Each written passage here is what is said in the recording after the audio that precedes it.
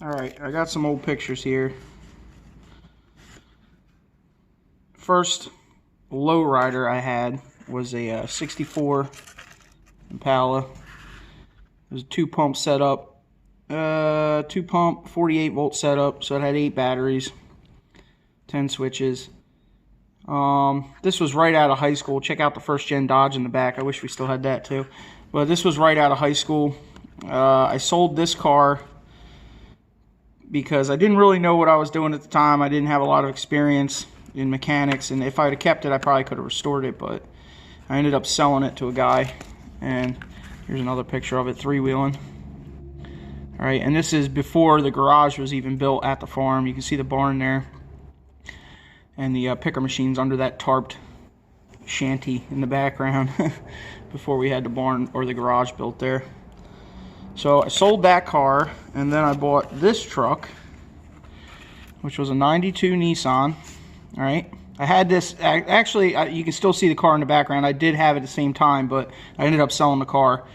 This thing had 14-inch hammers on it, a full walkthrough with a blazer seat in the back, 2 12s. It was all tweed and velour on the interior, and it had the 92 hood on it. You can see the vents in the hood and the valance underneath. And then I had that truck for a little while, and I was debating on, I think I bagged the front when it was in this configuration. I bagged the front. No, maybe, okay, hold on. Then I got hit in that truck by a state forest ranger in a snowstorm. So here it is after it was damaged and wrecked, right? The pictures got a little messed up being stored in my truck over the years, but you get the gist of it. He pretty much clipped the front end off the truck. It cost me about $3 grand to fix it. I ended up dumping the money into it to fix it because I really liked it, and it was a nice truck, you know, for the age. So after that accident and after it getting fixed, this is with the black front end on it. I had a Toyota front bumper on it and the sunroof. You see my cousin out the roof there. We were going to some car show. But this was after I fixed it, and I put the modern hood on it, I think, in this picture.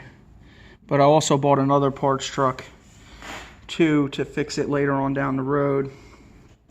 So there's that. And then like I said, I bought another parts truck, and the only other pictures I have of it are after it was bagged and body dropped with the new front end on it. Here it is here,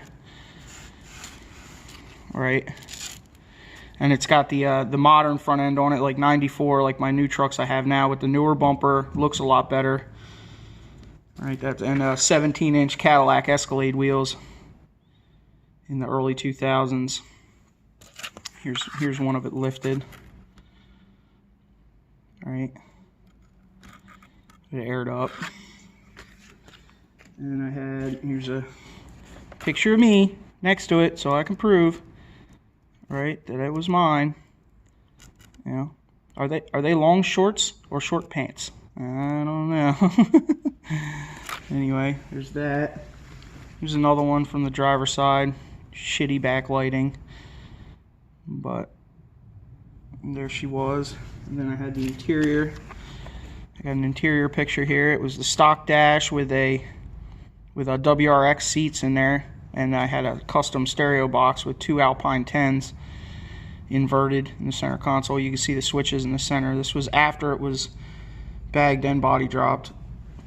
And then I had the rear setup picture, right, for the suspension, where when you see the other pictures later on in the video, you can see that it's the same truck. You know, they just redid the whole bed, or did a whole nother bed, and took the Chaotic Customs logo off of it, the Iron Cross. And I believe they still had the shocks in the same location. You see them down there at the bottom, because the bed kind of stops, goes over and stops. And this is also what's called a reverse 4-link, which a lot of people shun on, but if you set them up correctly, they're good.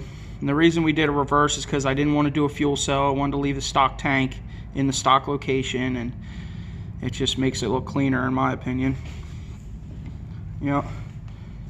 And I got a couple other pictures here. This is my buddy Justin's little pup that he had on 100 spoke wires back in the day, lowered. Little Isuzu pup. That thing was sweet. And then my crazy cousin that was out the roof in my truck, this was his Mazda, fully shaved. I don't think that one was a walkthrough, but you know, I had 14-inch Luxors on it. You can see the front end of my truck over there before it got wrecked, the far left of the screen. We were kind of taking club pictures. We had a club called Beyond Obsession, right? And then if I type in the year 92, it's the second picture. Comes up as the second picture. It was featured in Mini Truckin' apparently after I owned it, and somebody dumped another 20 grand into it. There we go. I found it. Yeah, here it is. Where's the? There's definitely more pictures of it. This is definitely my old truck. Let me see. That's what the interior looks like now. There's the bed. There's in the bed, you can see my setup right there. The I-beam setup with the crossbar. You can see that in the other pictures that I have at my shop. Well, I had a real hard time finding a bed for this truck when I owned it. Like, I couldn't find a non-rusty bed for these trucks. It's very rare, so I don't know what this guy did. Maybe he got lucky and found one. And actually, I found one as soon as I sold it. That's how it works. There's the interior, totally redone. It was black and red tweed when I had it with the stock dash. And this is a conventional body drop. We did all the air ride and the body drop on the truck. They pretty much just made it look pretty after the fact. There's a stereo that's in it. This is all after I owned it.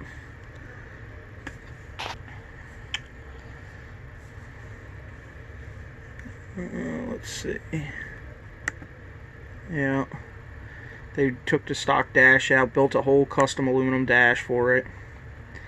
There she is. She's still out there in all her glory. Maybe someday I'll get it back. Still got my sunroof in it. Same one.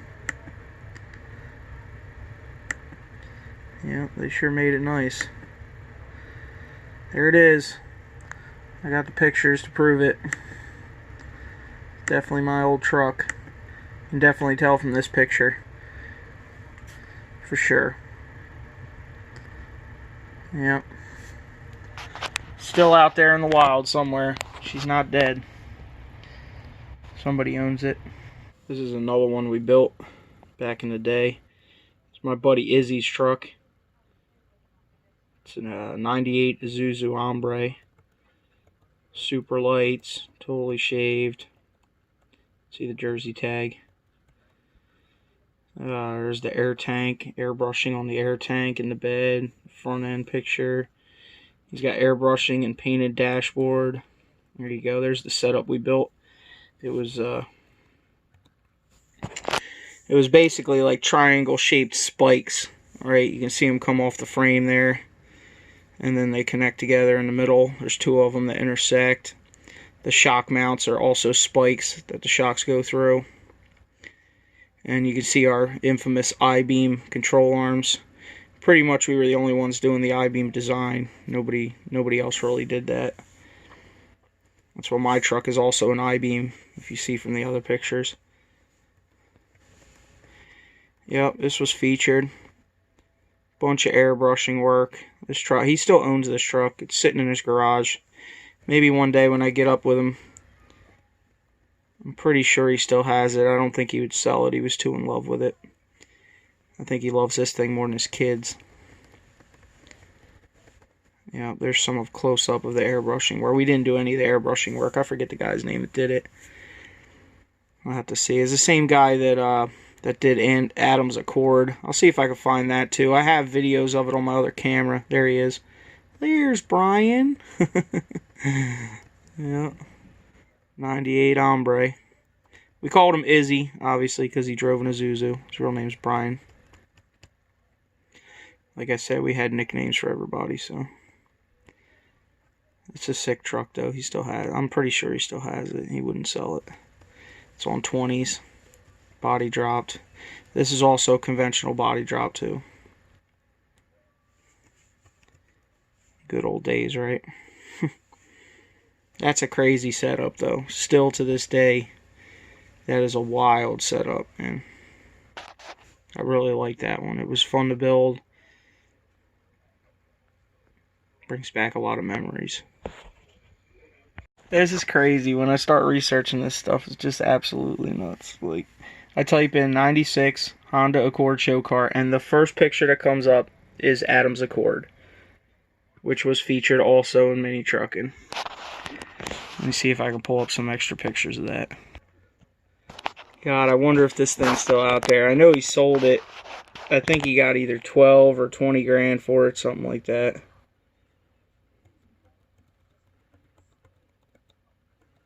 '96 Honda Accord.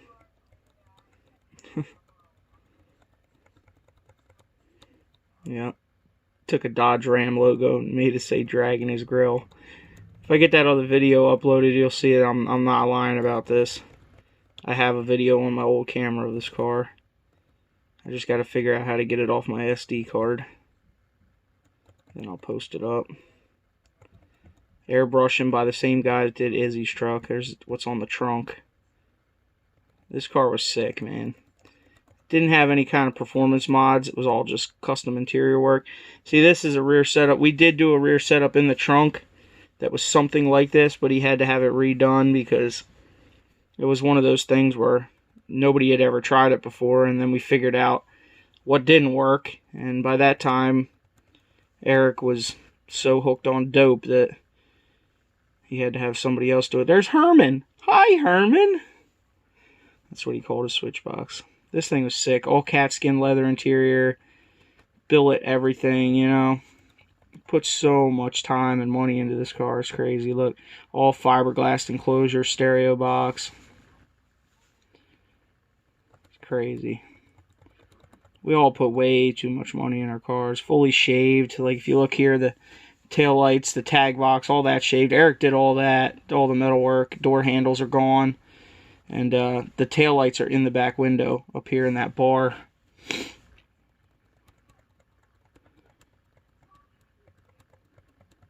Yep, good old days. Brings back a lot of crazy memories, that's for sure. This car was sick though, man. Definitely sick.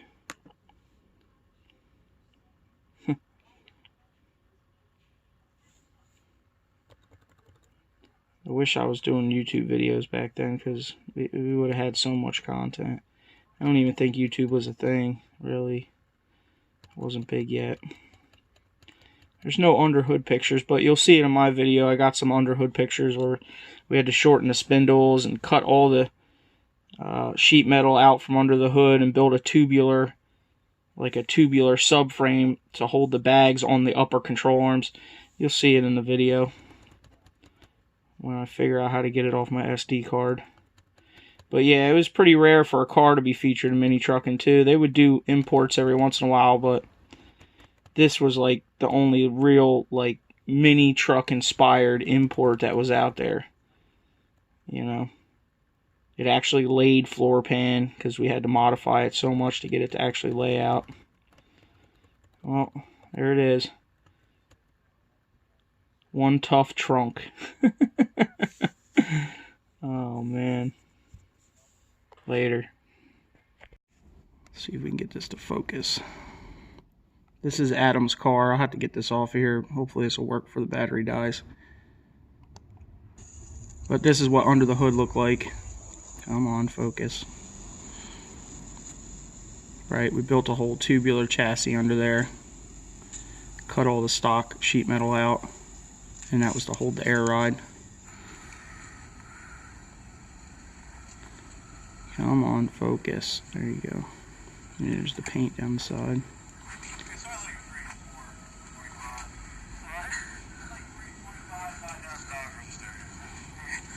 Talking about his stereo. Air tank was also hanging from the trunk. You don't see that in any other pictures. There's the old setup. It was in the rear.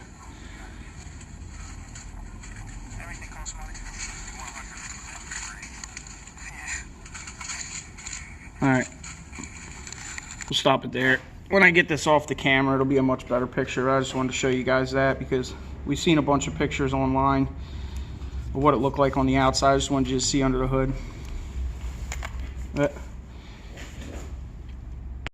Here's another one I'm finding. This is Dakota Mike's truck. If we scroll down here, you can see where it says. Luckily he ran into Eric Powers of Chaotic Customs in South Jersey, where the front suspension was blown apart, blah, blah, blah.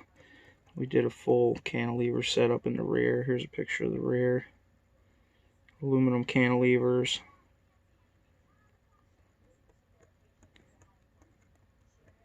Eric was really talented, man. It's drugs. Drugs will take you. Takes everything you ever make, everything you ever did. Just flushes it down the toilet. Sad. This was a badass truck too. It had the 5.9 RT in it. This thing was fast. Super light. I don't know if he still owns it, but it was featured also. Yeah, crammed in there, right? I think we got, it's probably got 20s on it in these pictures. Yep. There's another one. Dakota Mike. He was an electrician. Probably still is. Lives in Delaware.